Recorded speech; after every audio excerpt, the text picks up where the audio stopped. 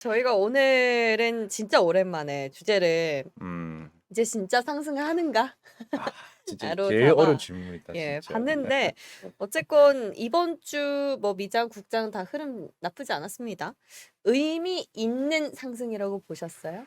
뭐 몇 가지 이제 그 의미가 있다면 있다고 할 수 있는 부분들을 좀 짚자면은 네. 먼저 이제 우리나라 증시 같은 경우 시장에서 가장 먼저 반응을 보인 건 반도체 대장주들입니다. 저는 이제 그게 지난주죠. 지난주에 이제 그 삼성전자하고 SK하이닉스가 4% 5% 반등이 났을 때가 굉장히 그 뭐랄까 이제 그 시작이 됐다 이런 좀 그런 느낌을 좀 받았고, 근데 이게 단지 우리나라의 흐름뿐만이 아니라 미국 시장에서도 최근에 아시겠지만 필라델피아 반도체 지수가 굉장히 많이 올랐어요. 맞아요. 예, 뭐 여러 가지 이유들이 있죠. 이게 TSMC가 불을 붙인 측면도 좀 있고, 그리고 일단 전반적으로 봤을 때 그 제가 뭐 그런 말씀 지난주에 잠깐 언급을 했는데, 네. 이 반도체 업종 같은 경우는 특히 그냥 특징적인 부분들이 그 주가의 바닥이 그 어떤 그 실적의 바닥보다 한 6개월 정도 선행을 해요. 특히 삼성전자하고 SK하이닉스가 이게 거의 과거의 사례를 보면 예외가 없습니다. 그런데 지금 네. 보면은 지금 실적의 바닥을 전망하는 예상치들이 올해 3분기 말 내지 4분기 정도로 예상을 하고 있죠. 그러니까 이미 하반기 굉장히 좀 업황이 다운될 것이라는 건 다 알고 있는 얘기고, 네. 그래서 이제 뭐 공급을 줄일 것이고, 그러면 실적이 줄어든다는 얘기는 지금 누구나 다 하고 있는 얘기입니다. 네. 근데 그것을 바닥으로 해가지고 최근에 이제 전망 자료들을 보면은 내년 1분기 정도부터는 다시 이제 그 올라간다. 업황이 좀 회복이 될 것이다. 네. 뭐 디램 가격도 이제 올라가고 이런 얘기들이 나오고 있어요. 네. 그러면은 딱 그 어떤 시기적으로 봤을 때 6개월 정도 선행하면은 아 바닥 나왔네 이런 얘기들이 될 수 있는 거고, 전 최근에 가장 또 의미가 있는 게 이렇게 반도체 대장주들이 올라오는 과정에서 결국 외국인들의 매수세가 그걸 끌어올렸다는 거죠. 그쵸. 그러니까 외국인들이 이제 그런 부분들을 어느 정도 인지를 하면서 매수세가 좀 들어온 것이 아닌가라는 생각을 해보고요. 미국장도 이제 좀 그런 부분들이 같이 갔고, 여기에 이제 좀 이제 그 뭐랄까 또 하나 주목해야 되는 부분은 실적입니다. 이제 미국장에서의 최근 어떤 상승세는 실적에 굉장히 기반을 하고 있죠. 네. 넷플릭스, 맞아요. 테슬라. 자, 그런데 이게 기대보다 잘 나왔어요. 예? 기대보다 잘 나왔던 것 그렇죠. 같아요. 이게 삼성전자도 그러니까 작년 실적에서 우리가 그런 얘기를 했어요. 이게 실적이 되게 좋은 게 아닌데 선방을 했다는 거에 대해서 시장이 그치. 굉장히 그 폭발적인 반응을 보여요. 넷플릭스 실적을 보면은 이게 좋은 게 아니거든요. 그쵸. 근데 200만 명이 그 감소할 것으로 예상을 했는데 97만 명밖에 안 줄었다는 거죠. 맞아요. 이것에 시장은 굉장히 흥분을 해요. 그리고 다음 분기에는 한 100만 명 정도 증가를 할 것이다라는 전망치를 딱 내놓으니까 거기에 대해서 이제 환호를 하는 거고, 테슬라는 물론 실적이 좋았어요. 근데 테슬라가 실적이 좋았던 부분들은 우리나라 현대차가 어제 실적 좋았던 거하고 저는 좀 맥을 같이 한다고 생각을 해요. 이게 물론 완전히 경우는 다르지만은 뭐냐 하면은 그 분명히 자동차 업종, 테슬라도 마찬가지고 현대차도 마찬가지고 제대로 이제 이 반도체라든가 공급이 안 돼가지고 사실 못 만들어냈는데, 그런 와중에 테슬라나 현대차나 어쨌든 간에 고부가 가치 제품들이 지금 많이 나갔다는 거죠. 가격은 올라 있고 네. 그러다 보니까 이익의 방어력이 굉장히 뛰어나게 작용을 한 거예요. 이런 부분들이 시장에서 굉장히 그 높이 받아들일 수 있는 그런 모멘텀이 됐다는 거고요. 그래서 이제 이런 부분들이, 그러니까 실적이 뭐 특히 미국 시장 같은 경우는 실적에 대한 얘기를 또 드릴 수 있는 게, 제가 그런 말씀 이전에 드린 적이 있는데 실적을 전망할 때 굉장히 보수적으로 전망을 합니다. 일단 네. 그 전망기관들이 뭐 2분기 실적 어떻다. 근데 보통 일반적으로 이제 기업들의 실적 S&P 500만 기준으로 봤을 때 뭐 최근 한 3, 4개 분기 정도로 왔다가 보면은 서프라이즈 비율이 50%가 넘어요. 워낙 보수적으로 전망을 해놓은 상태에서 그런 부분들이 굉장히 좀 시장에는 긍정적으로 작용하는 역할을 하는데, 그래서 이번에는 사실은 과거에 비해 가지고는 확실히 실적 전망치가 떨어져 있는 건 사실인데, 하지만은 네. 그래도 지금 S&P 500 기업들의 실적을 내놓는 걸 보면은 서프라이즈 비율은 상당히 높습니다. 네.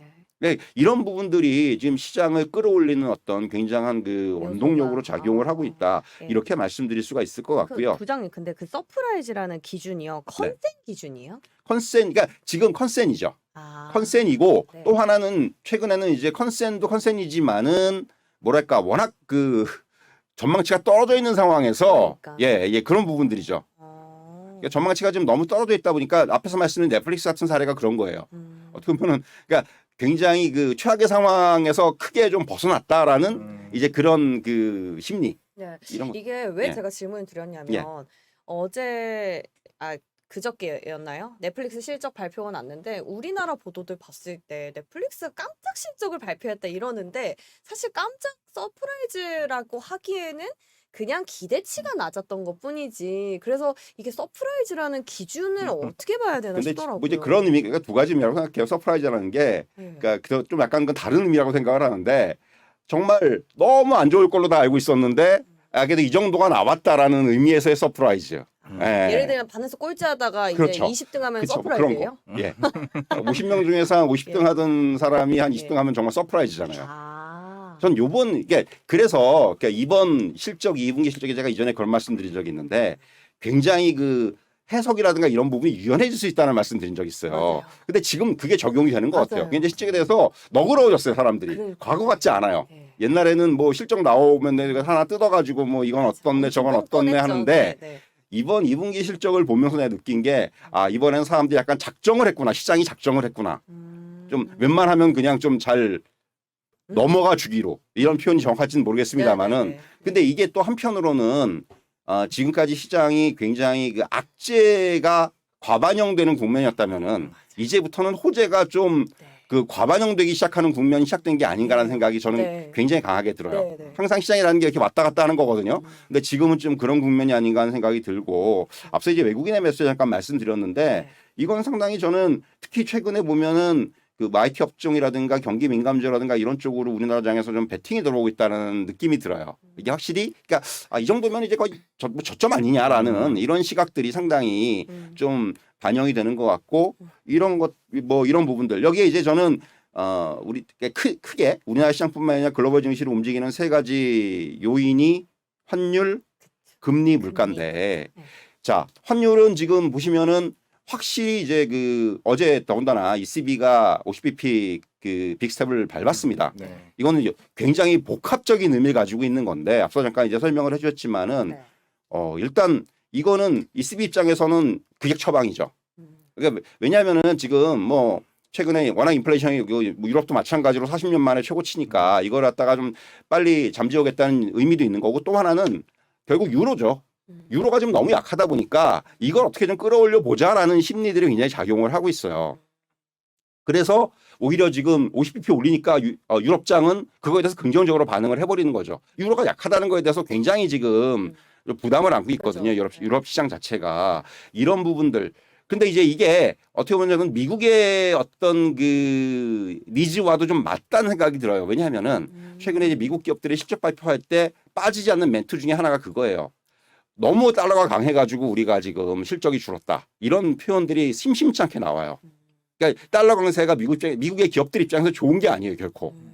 예, 뭐 수출을 한다거나 이런 입장에서는 좋은 게 아닙니다. 네. 그래서 그러니까 미국도 지금 뭐 어쩔 수 없는 강달러인데 이건 뭐 어떻게 할 수가 있는 상황은 아니니까. 다만 그 부분에 대해서 은연중에 조금 이제 이런 강달러의 흐름이 조금 이제 완화가 됐으면 하는 이러한 심리들은 갖고 있다라는 거예요. 환율에 있어서 서로 이해관계가 이해관계가 좀 맞았네요. 좀 맞아요. 그래서 어떻게 보면은 지금 이번에 ECB의 금리 50bp 인상은 저는 그런 좀 복합적인 의미가 있다고 생각을 하고요. 근데 이제 과연 50bp 올린다고 해가지고 이게 향후에 그렇다면 뭐 정말 이게 유로가 정말 강해지고 이럴까라는 또 의문은 갖고 있습니다. 아시겠지만은 이제 앞에서도 언급해 주셨듯이 남유럽의 문제라든가 이탈리아는 더군다나 이 드라기 총리가 이제 사임을 하면서 또 이제 그 약간의 그 굉장히 그 불씨가 될 수 있는 그런 소지들이 많이 남아 있다는 부분. 왜 이렇게 수장들이 갑자기 많이 바뀌죠? 그러니까 이게 정권 자체가 연합 정부다 보니까 굉장히 기반이 약해요. 조금만 이 정부를 구성하고 있는 연립 정부를 구성하고 있는 이 어떤 그 정당들의 이해관계가 조금만 어긋나면은 그건 틀어질 수밖에 없어요. 그러니까 유럽은 대부분 그런 국가들이 굉장히 많거든요. 연립 정계가 독자적인 어떤 여당 야당이 있는 게 아니고 몇 개 당이 그 합쳐가지고 정부를 구성하는 경우들이 많기 때문에 이런 부분들이 좀 굉장히 불거지고 있고 그래서 사실 저는 물론 단기적으로는 유로화가 조금 반등을 할 수 있을지는 모르겠지만은 이 부분에 대해서는 아직도 좀 지켜봐야 된다는 그런 입장이고요. 그리고 이제 환율 금리는 요번에 이제 다음 주에 그 연준이 이제 75bp 인상하면은 그러면 저는 불확실성이 당분간은 이제 사라진다. 과감하게 이런 말씀 드릴 수가 있을 것 같아요. 사라져도 근데 달러 강세는 한 번 더 그건 그런데 달러의 강세는 그렇지만은 적어도 금리에 대한 뭐 이제 지금 사실 얼마 전까지만 해도 100bp를 올리네 뭐 이런 그쵸. 얘기들 있었는데 네. 이번에 75bp 인상하고 나면은 그리고 이제 8월에는 FOMC가 없습니다. 없으니까. 예. 9월인데 그럼 9월까지는 결국 연준이 시간을 벌어요. 무슨 얘기냐면 지표를 보면서. 지켜볼 수 그러니까 있죠. 지금 왜냐하면 어제 같은 경우도 지금 제가 주목한 것은 고용 지표 안 좋았어요. 어제 맞아요. 사실. 맞아요. 예, 네. 계속 안 좋아지고 네, 있어요 그래서 지금. 약간 이렇게. 부장님 생각이 난 저도 게 이 영상 생각했. 네, 혼자 머릿속 그림 그리고 우상향이 맞구나 진짜로. 예, 그런 부분들. 그러니까 결국 이게 침체에 대한 그런 시그널들이 고용에서부터 나오기 시작을 하면은 연준의 스탠스가 바뀔 수가 있다는 얘기죠. 그러니까 시간은 있고 예, 당분간은 시간 좀 벌었고 뭐 이제 환율 뭐 이제 그리고 이제 물가는 뭐 이미 지금 이제 6월 정점론 얘기들은 이제 상당히 많이 나와 있는 상황이고 6월 CPI가 결국 정점이 아니냐 이런 얘기들 나와 있는 상황이고 유가가 지금 어제 다시 100달러 밑으로 갔기 때문에 네. 이제 결국은 뭐 당분간 거기서 왔다 갔다 하겠지만은 그런 부분들이 점차 안정이 되고 뭐 최근에 이제 또 얘기 나오고 있는 거는 이건 좀 기대치가 많이 섞인 거지만은 뭐 러시아 전쟁 얘기도 이제 좀 거의 이제 끝나는 마무리. 국면 아니냐 마무리 국면 아니냐 이런 얘기들 나오고 있잖아요. 그렇게 되면은 뭐 이 부분은 적어도 물가도 이제는 어느 정도 더 이상 시장에서 굉장히 크게 우려할 수 있는 상황은 아니지 않느냐. 물론 이게 뭐 물가가 여기서 좀 약간 정점이 잡힌다고 하더라도 뭐 여기서 갑자기 다이나믹 크게 막 떨어지진 않아요. 뭐 한 6% 5% 이 정도 선에서 굉장히 오래 끌고 갈 텐데 네. 그런 부분들만 가지고도 시장에서는 충분히 긍정적으로 받아들일 수 있는 요인들은 있다라는 거죠. 그래서 사실 우리나라 장이나 미국 장이나 지금 분위기 자체는 이제는 바닥을 찍고 조금 그 상승 쪽으로의 방향. 그런 것 같아요. 예. 다만 한 가지 이제 좀 걱정이라기보다도 아직까지 제가 안심을 못하는 이유는 일단 2260에서 2400까지 왔어요. 코스피 기준으로 봤을 때. 네.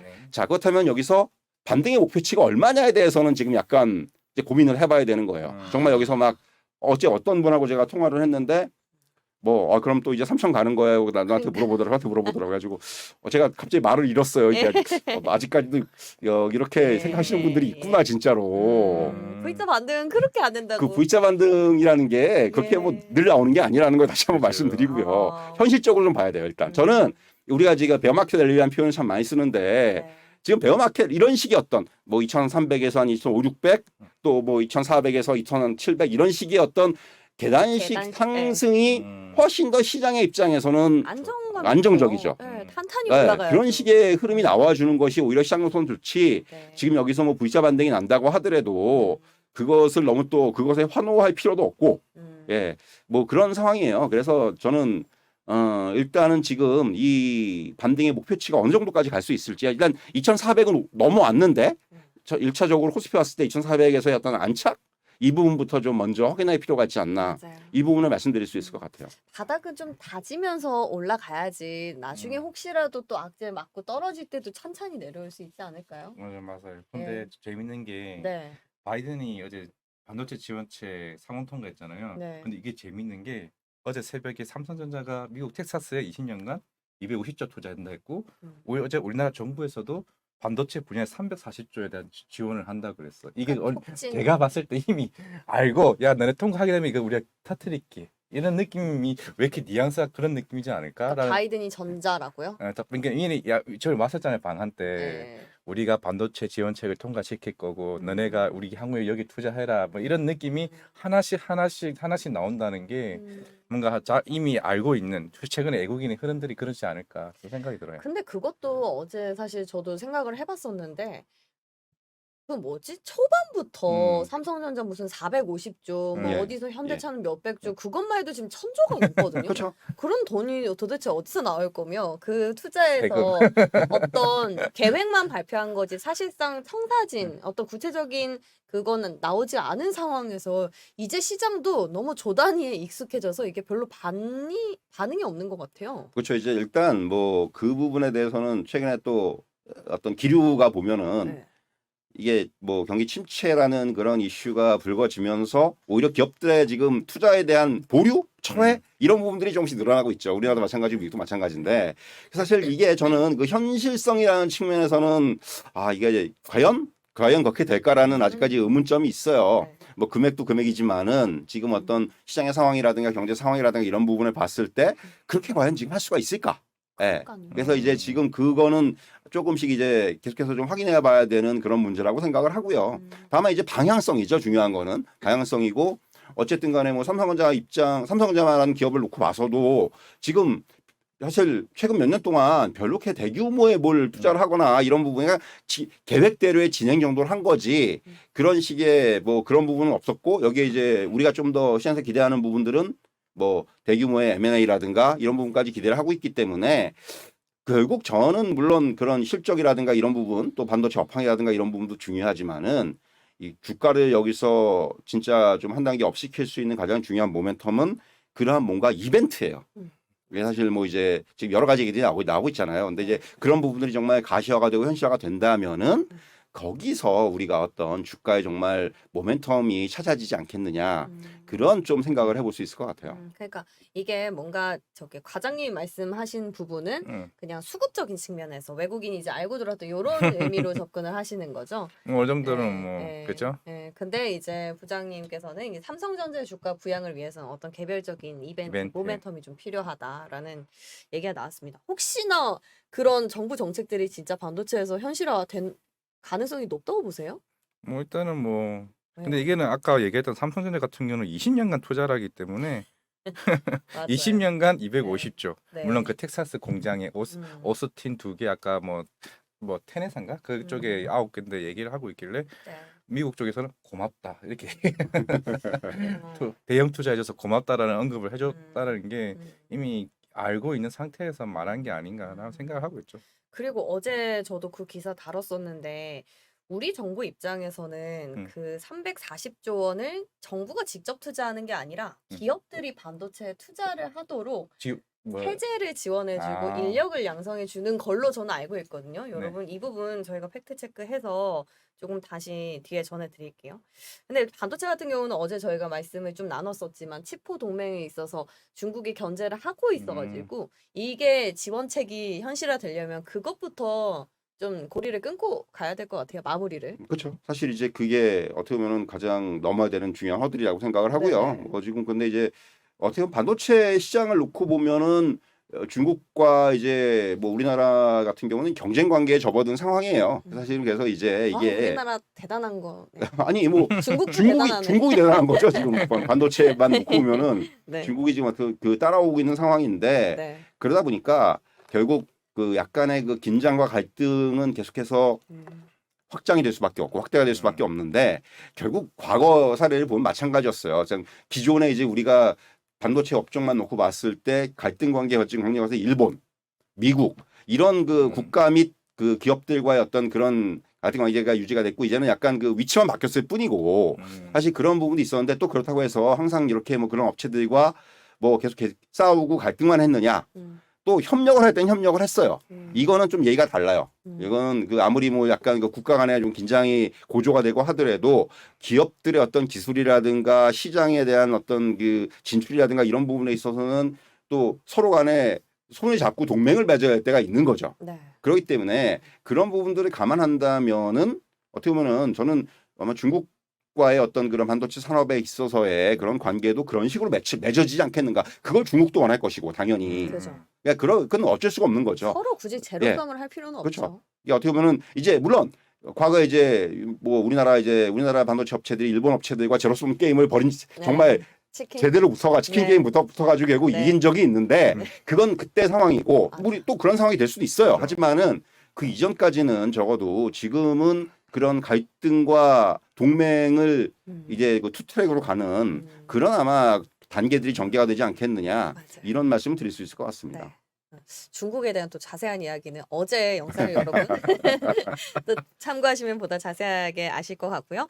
제가 말씀 듣는 동안 찾아봤는데 정부가 340조 원을 투자하겠다는 건 아니고요. 340조 원 투자 계획이 잘 실행되도록 정부 차원에서는 세제 지원, 인력 양성에 좀 도움을 주겠다라는 걸로 기사들이 확인이 됐다는 점 한번 참고해 보시면 좋겠습니다. 자, 벌써 시간이 지금 8시 30분 30초를 지나가고 있어서 섹터 파악을 빨리 해봐야 돼요. 알겠습니다. 네. 벌써 시간이 됐어요. 네. 모든 분들 가장 좋아하시는 시간이죠. 그럴 거라 믿습니다. 네. 현대차 어제 실적 잘 나왔는데 기아도 오늘 뭐 상상 초월이라는 타이틀로 리포트가 나왔다면서요. 오타가 아닙니다. 오타가 아닙니다. 요즘 애널리스트들이 굉장히 재밌어요. 창의성을 위해서 네. 어제 우리 회사도 마찬가지지만 타이틀 뽑는 거 재밌어요. 어제 친구가 그러더라고요. 하이투자증권은 표현의 자유가 굉장히 자유롭네요. 예. 하여튼 표현의 자유가 아주 예. 보장되는 그런 좋은 회사네요. 밀림의 사자가 왜 왕인지 아십니까? 아, 밀렸을 때 사서 그렇습니다. 그게 그 하이에서 나온 네, 거였어요? 저희 하이투자증권 센스 있다. 슈퍼맨님 아닌가요 혹시? 아니에요. 아닙니다. 가족이었습니다. 네. 기아 서프라이즈 예상하시죠? 뭐 단적으로 말씀드리면은 오히려 현대차보다 지금 뭐 아침에 그 리포트도 그렇습니다만 현대차보다도 오히려 더 좋은 퍼포먼스가 나올 수도 있어 보여요. 이야. 뭐 일단 네. 그 글로벌 완성차 업체 중에서 지금 저는 이제 이번 실적뿐만이 아니라 최근의 실적들을 봤을 때 글로벌 완성차 중에서 가장 이익 방어력이 좋은 회사가 현대기아차라고 생각을 해요. 이게 왜냐하면 일단 그런 관리들을 잘하고 있고 네. 또 하나는 무엇보다도 지금 그 방향성을 잘 잡고 있다라는 거죠. 이게 뭐 지금 앞서도 잠깐 언급드렸지만 결국 현대차의 어제 실적 같은 경우도 매출보다는 이익 쪽에서의 어떤 그 성장이 눈에 띄는데 그런 부분들이 역시 고부가 가치 제품에 대한 그리고 또 이제 그쵸 그런 거죠. 그리고 또 가격 전가력에 있어서 한 발 빨리 움직였다라는 거예요. 어차피 지금 뭐 어제도 기사도 나왔지만은 우리나라에서 지금 이제 그 대기하고 있는 물량만 64만 대예요. 예. 지금 살려고 대기하고 있는 물량만. 네. 그러면은 무슨 얘기냐면 이거는 이게 뭐 좋은 얘기는 아닌데 이 업체 입장에서는 가격을 좀 올려도 그거에 대해서 그냥 넘어가는 거예요. 지금 상황이 딱. 사야죠. 예, 이게 참 그런 표현, 그러니까 속된 표현으로 웃돈 붙여서 팔아도 뭐라고 안 그러는 상황이 된 거예요. 이거를 어떻게 보면 현대차가 좀 더 빨리 움직인 게 아닌가 하는 생각이 들고 그러니까 이런 부분들은 상당히 그 전략적으로 저는 굉장히 그 뛰어나다는 이런 말씀을 드릴 수가 있겠고 네.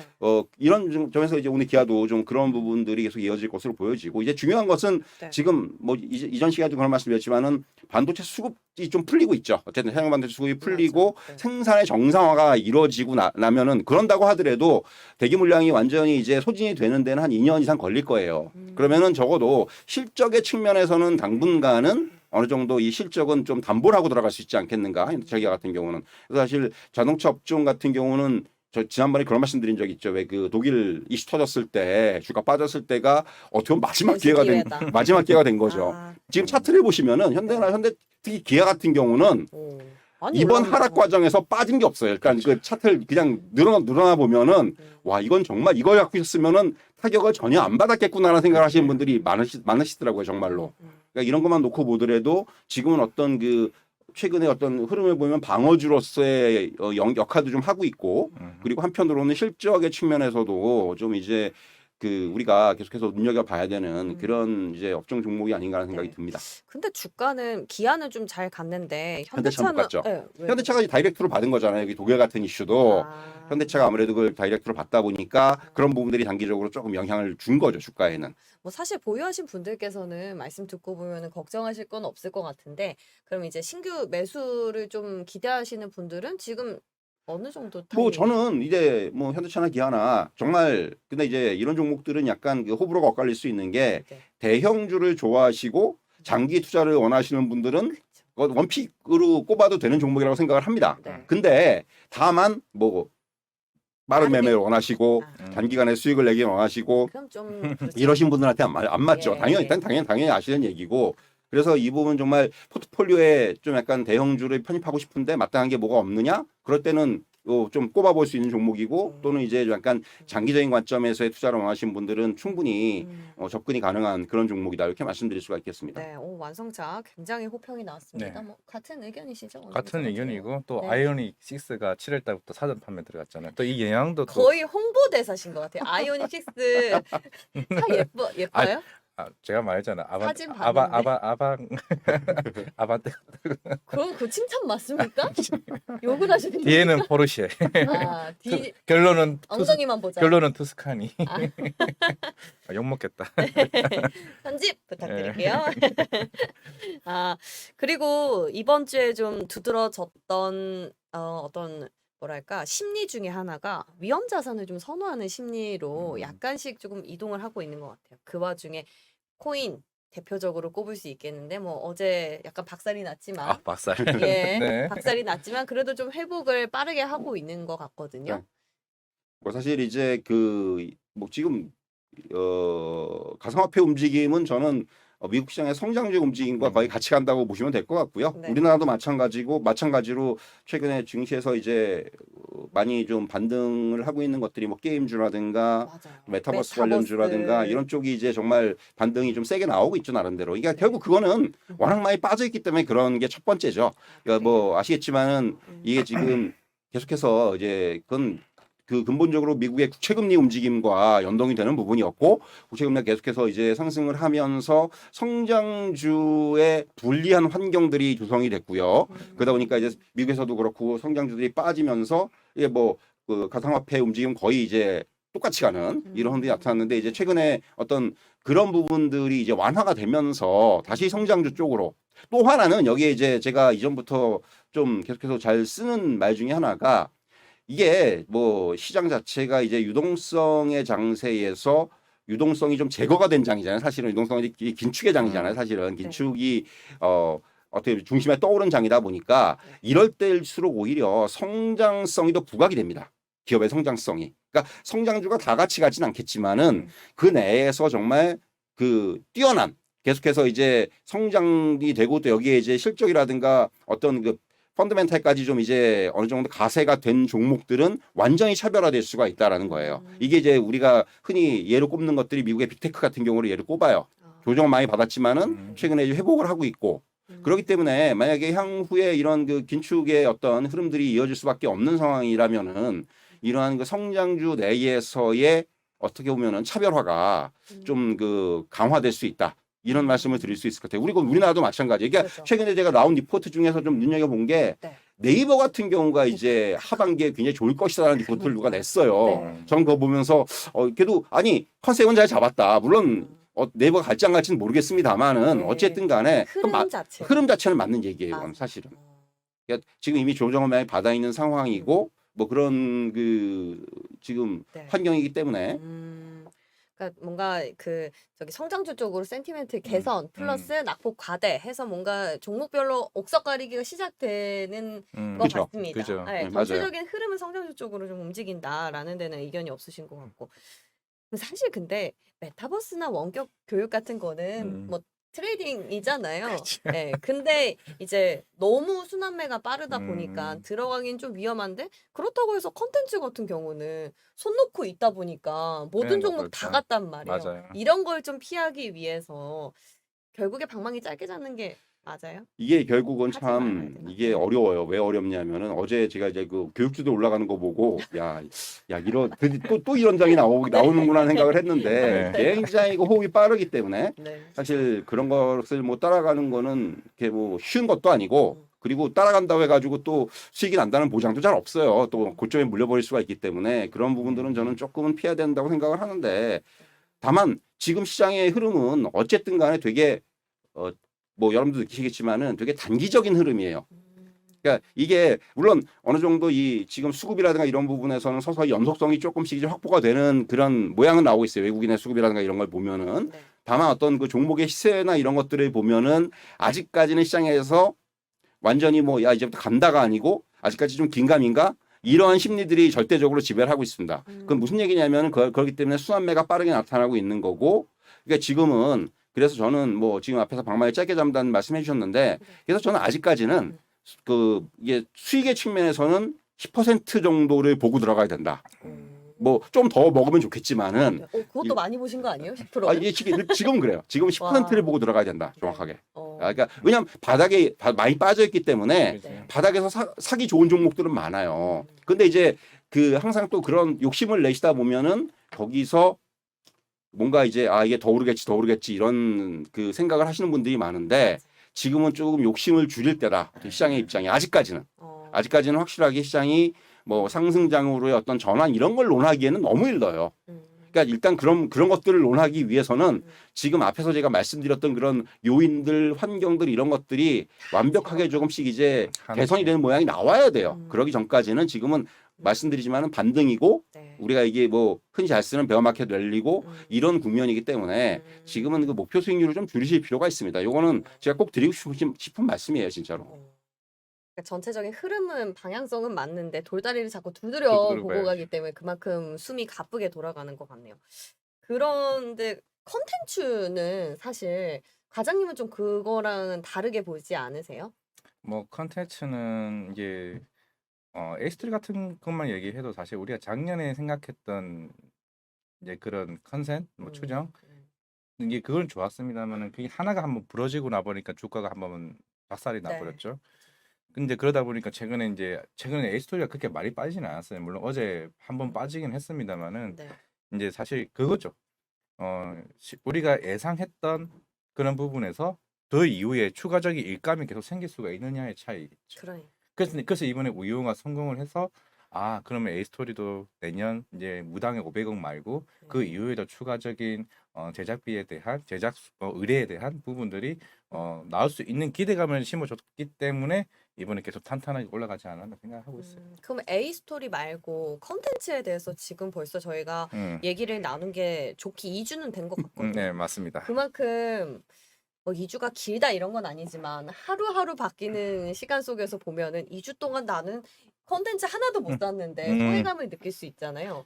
그쪽으로 봤을 때는 아직까지 유효하다고 보세요? 일단은 컨텐츠? 스튜디오 드래곤도 그동안 넷플릭스에 조금 집중했던 부분을 많이 분산하기 시작을 했어요. 넷플릭스에 대한 매출 비중이 20% 정도밖에 안 돼요. 네. 그만큼 이제 향후 이제 다른 OTT나 이제 IPTV나 이제 여기 있는 티빙이나 이런 그런 분사를 통해 가지고 매출 성장을 일으키려 하는 거기 때문에 네. 이제 전반적으로 우리가 너무 옛날에 우리 넷플릭스가 대박 났네, 안 됐네, 여기에 너무 이제 기울어지는 영향은 조금 줄어들지 않을까. 그러니까 전반적인 산업의 성장을 기대할 수 있는 흐름이 되지 않을까 생각을 하고 있어요. 오, 네. 그러니까 지금 약간은 사실 결이 이어진 다른 것 같아요. 과장 얘기에 저도 좀 동의를 하는 게 그래요? 네. 사실 지금 최근에 어떤 그런 그 컨텐츠들의 상승을 이끈 게 뭐 에스토리라든가 레몽레인이라든가 이런 종목들이 좀 이끌었단 말이죠. 그러니까 네. 사실 그런 종목들은 지금 상승의 스토리가 너무 드러나 있어요. 우영우 또 이제 레몽레인 같은 경우는 최근에 이제 기대작들 앞으로 뭐 신병이라든가 맞아요. 또 이제 그 또 산산 송중기가 주연하는 그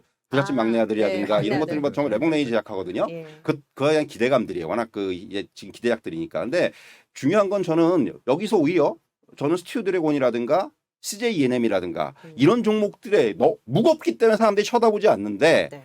어떤 산업의 방향성이라는 측면에서 이번에 저는 그 티빙과 시즌의 합병을 굉장히 사실 이거는 진짜 향후에 판도를 좀 바꿀 수 있는 그 정도예요? 그럼요.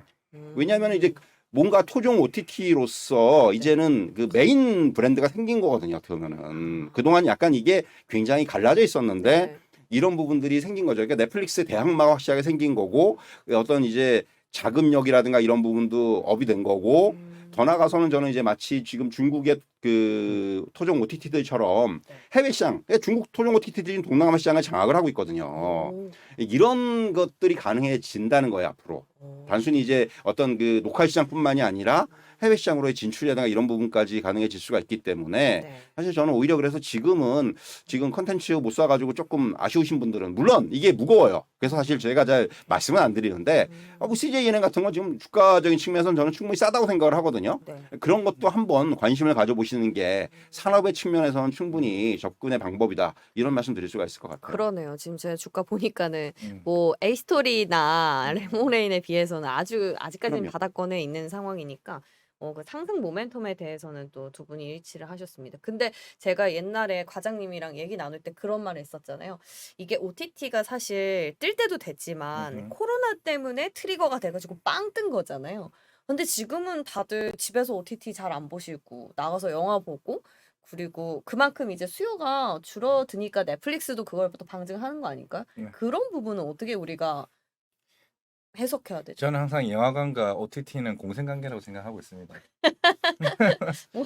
네. 닥터 스트레인지 보려고 그것도 봤잖아요. 그 뭐냐, 완다비전. 아. 똑같은 겁니다. 아. 내가 이 영화를 보려면은 이게 관련된 드라마나 이걸 통해 가지고 OTT를 이용하는 거죠. 그리고 지하철 보세요. 다들 아침에 지금 그 갤럭시 폴드 이 큰 걸로 지금 다들 넷플릭스 보고 있어요. 아 진짜요? 네. 출근길에? 네. 다 요즘엔 다 우영우 보고 있더라고요. 출근하면서 네. 와 옆에 누가 있는지도 모르고 전부 다 지금 우영우 보고 있어요. 내가 볼 때는 OTT는 갑니다. 이트 더 하트 더 진. 죄송합니다. 아, 받아줘야 네. 되는데. 잘못 따라하면은 안 된대요, 네, 영우. 아 맞아 조심해야 돼요. 예, 그래서 아, 그것만 이제 그렇죠. 동그라미 그것만. 컨텐츠에 대해서는 상당히 긍정적인 의견 들었습니다. 그리고 제가 이번 주에 좀 주목했던 것 중에 하나가요, 부장님. 의류주들이 네네. 진짜 오랜만에 좀 반등을 하길래 찾아봤더니 리포트가 몇 개 나왔더라고요. 화승이라든지, FNF라든가 뭐. 예, FNF 영업무역. 예. 의류주는 어떻게 보세요? 뭐 이제는 그런 표현을 좀 쓰고 싶은 게 네. 전반적으로 사실 의류주들은 그 코로나19 국면에서 몇 번의 업다운이 있었어요. 이게 약간 그 리오프닝 뭐 얘기가 나오면 주가가 그러니까 항상 의류주는 그 코로나 그러니까 우리가 리오프닝 관련 중에서 가장 먼저 움직이는 쪽의 섹터죠.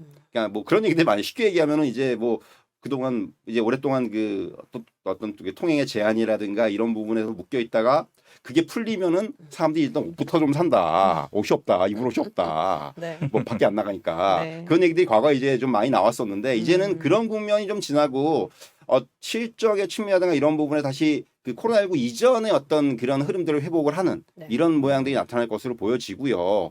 또 하나는 결국은 그 뭐 FNF 같은 경우가 최근에 이제 주가의 흐름을 보면은 이렇게 나타나는 것이 중국 시장에 대한 기대죠. 다시금. 예. FNF는 중국 비중이 높기 때문에 결국 이제 하반기 중국 시장의 정상화. 그러니까 지금 중국 같은 경우는 뭐 아시겠지만 요번에 지표들을 보면은 뭐 계속해서 지금 얘기가 나오지만은 어쨌든 그 대규모의 부양을 해야 돼요. 그러니까 특히 소비적인 측면에서 아마 저는 재정이라든가 통화보다는 소비적인 측면에서의 부양이 굉장히 강하게 나타날 것으로 보여져요. 제가 최근에 리커창 총리나 발언을 보면은 뭐 뭔가 인민은행에서 뭘 하기는 좀 그렇다. 네, 그럼 네, 다만 네. 소비 쪽에서는 상당히 어느 그 대규모의 그 부양이 나올 것으로 보여지기 때문에 그렇다면 오히려 저는 뭐 이런 FNF뿐만 아니라 우리나라의 그 중국향 소비 관련주들은 그런 부분에 대한 수혜를 조금 예상을 해도 되지 않겠는가 그런 말씀 드릴 수가 있겠고 주가는 이제 그런 부분들이 좀 반영을 하기 시작한 거예요. 네. 그리고 사실 뭐 이 의류 업종들을 보면은 지금 PR 기준이나 이런 걸 봤을 때 굉장히 싸요.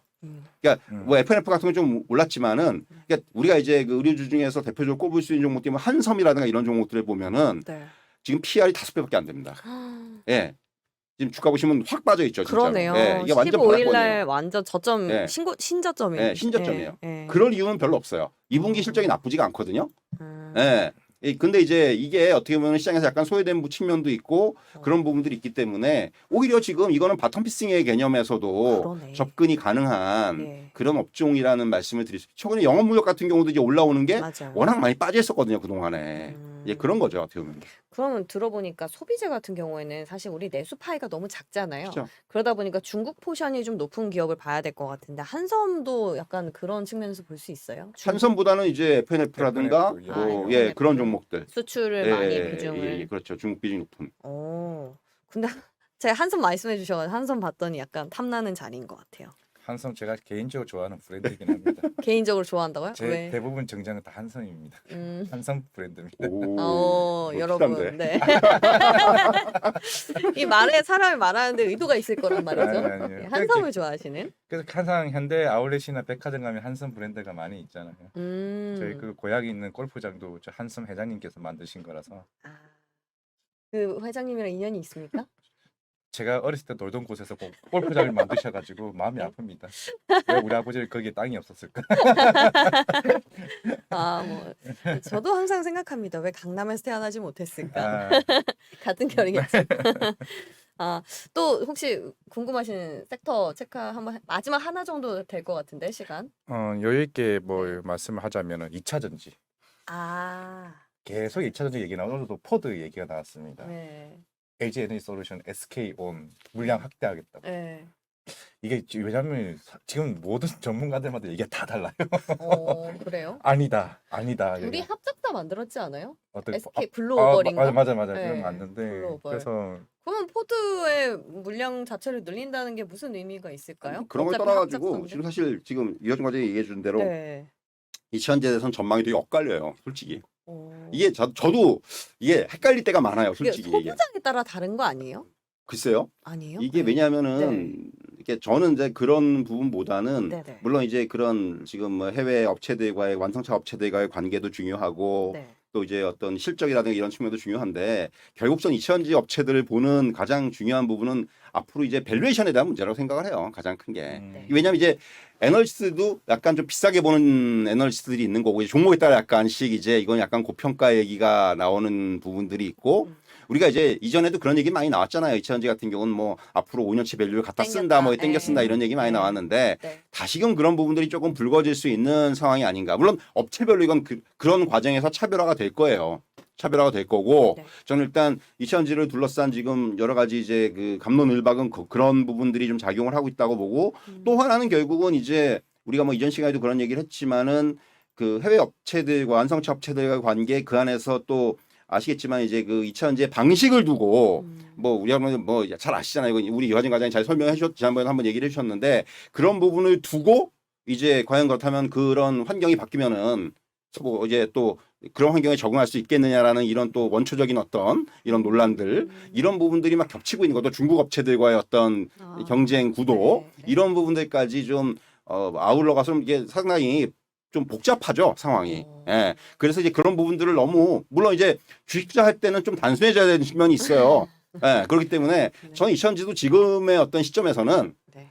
좀 단순하게 접근할 필요가 있다. 음. 많이 빠지면 좀 사고 조정을 받을 때 오히려 이천지 같은 경우도. 그러니까 제가 앞에서 지금은 10%의 장이다라는 말씀 드린 이유가 그거예요. 여기는 반도체고 이천지고 다 들어간다고 생각을 합니다. 그러니까 지금은 시장에 대한 기본적인 대응이 일어야 된다고 생각을 하고 그러니까 조금 그런 여러 가지 업종별로 해서 지금 뭐 실적에 대한 부분들 업황에 대한 부분들 이런 것들이 계속해서 지금 논란이 벌어지면서 사야 되네 말아야 되네 얘기들이 나오고 있는데 지금은 딱 주가만 볼 필요가 있을 것 같아요. 저의 관점입니다. 이건 철저하게. 네. 지금은 가장 우선적으로 봐야 되는 게 주가가 많이 빠져 있다는 부분에 대해서 핀트를 맞춰야 될 것 같고요. 거기서 그리고 지금은 반등을 노리는 전략. 이 부분이 우선이 돼야 되는 게 이건 업종 불문이라고 생각을 해요, 사실은.